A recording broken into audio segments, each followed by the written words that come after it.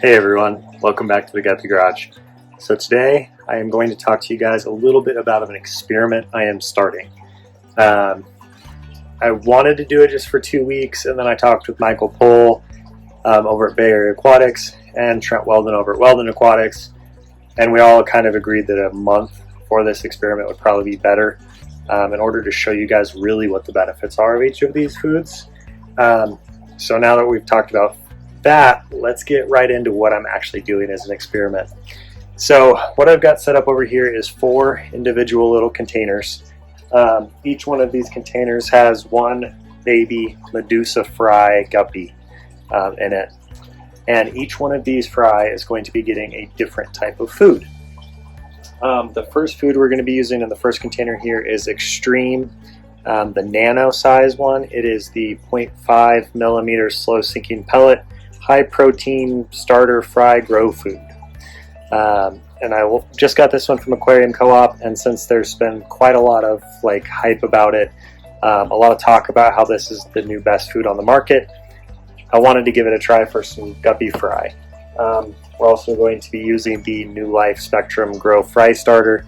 I've used this one for quite a while. I really do enjoy it. It's just a fine powder. Any size fry can eat this.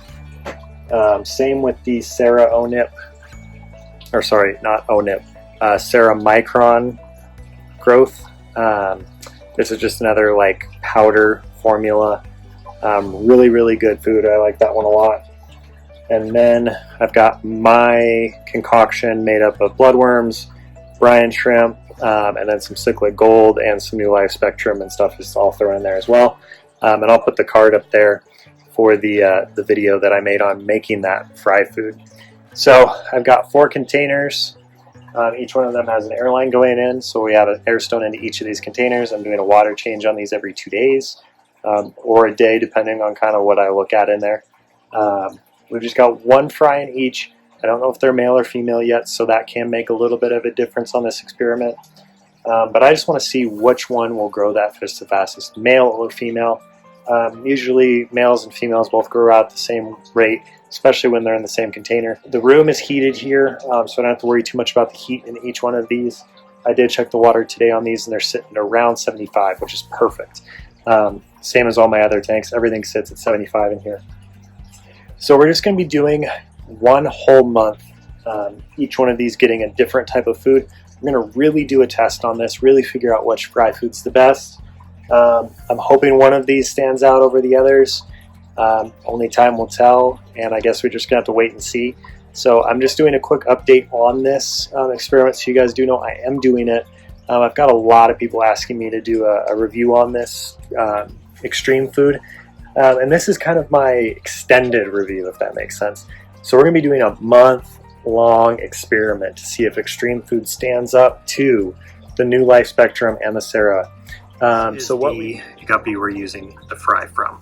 So this is my male and 2 female Medusa tank here.